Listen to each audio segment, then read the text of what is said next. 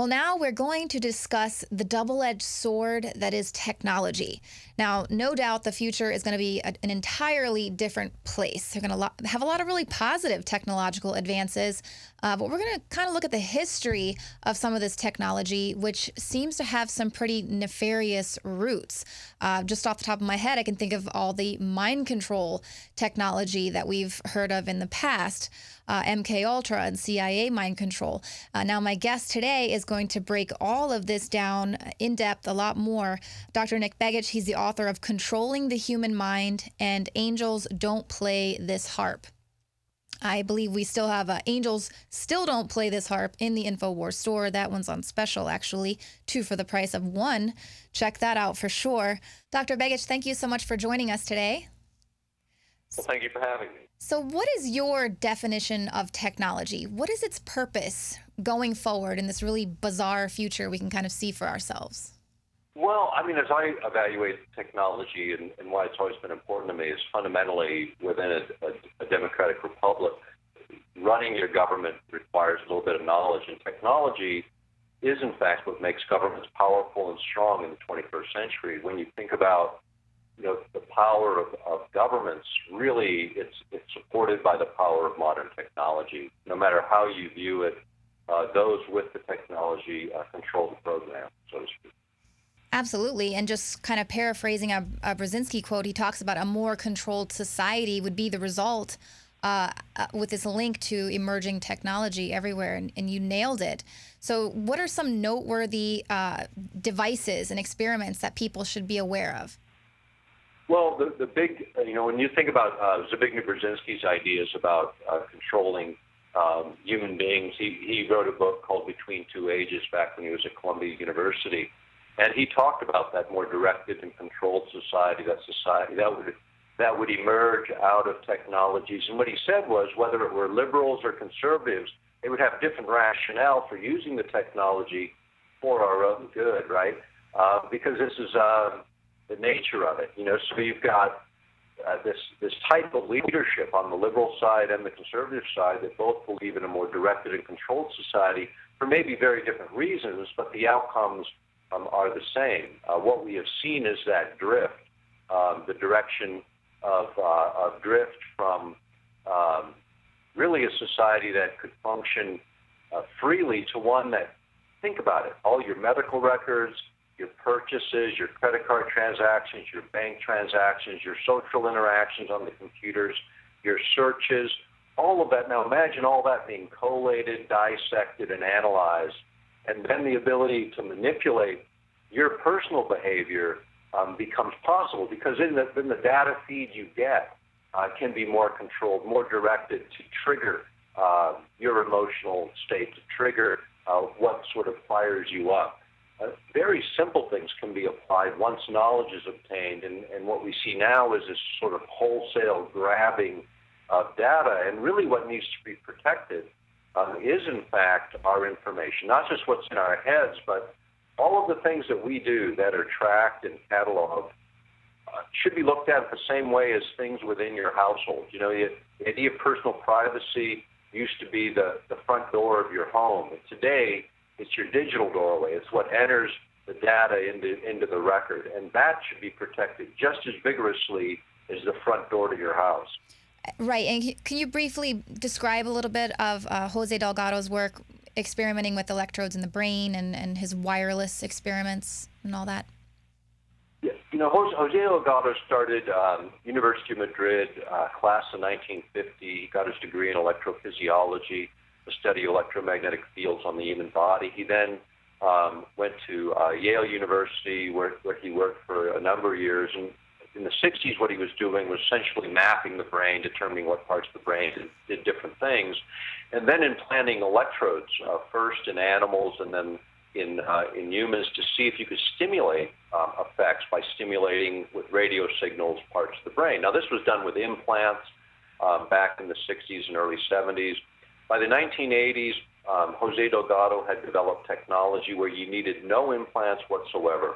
The only thing that you needed to do was stimulate the brain with really, really low energy densities. I mean, energy concentrations at 1/50th of what the Earth naturally produces. I mean, this is just such a small amount of energy, most people would discount it, not even consider it.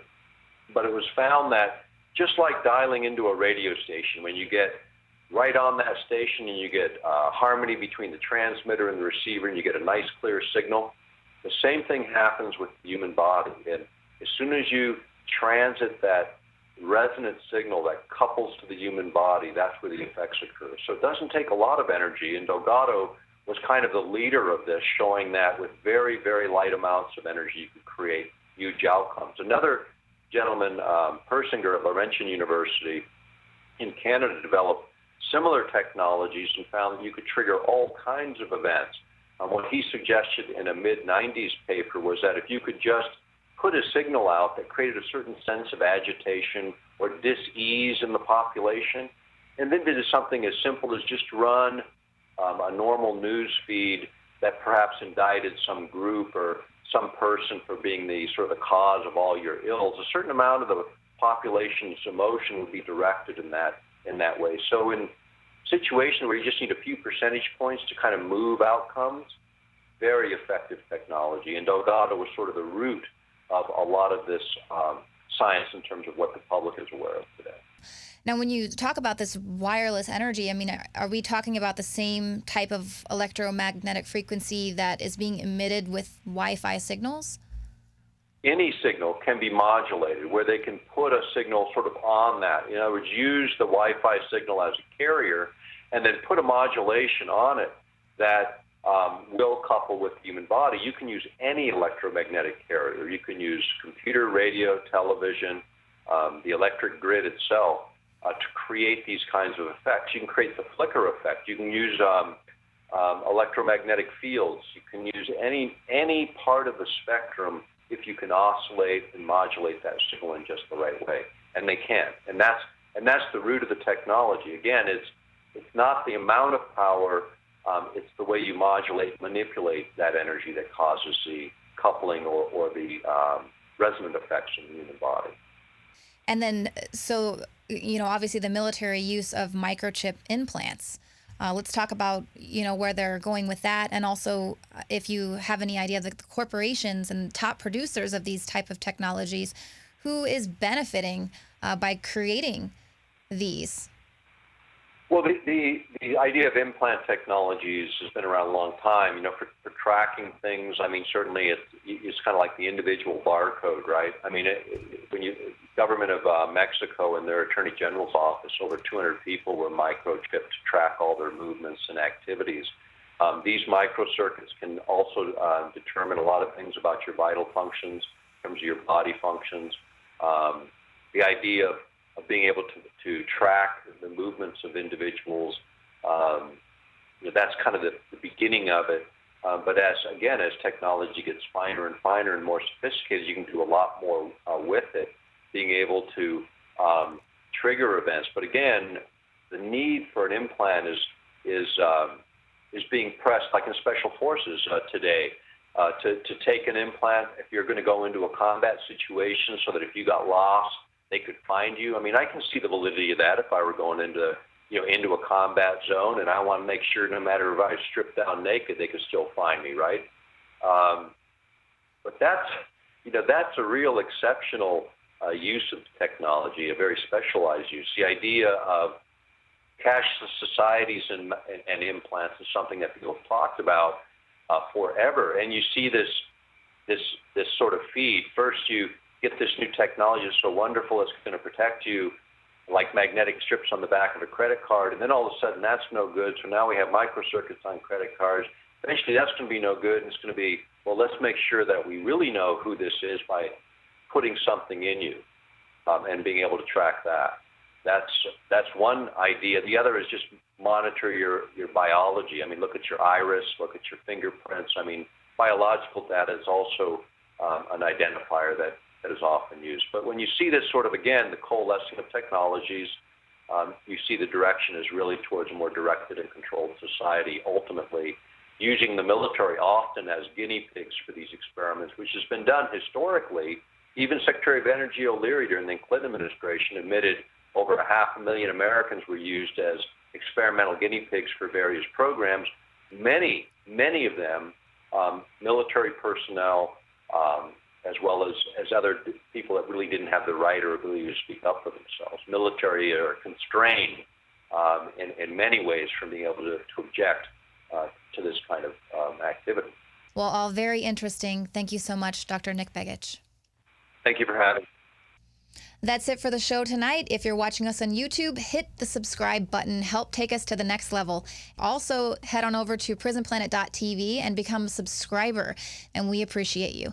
Thank you so much. We'll see you here again Monday, 7 p.m. Central.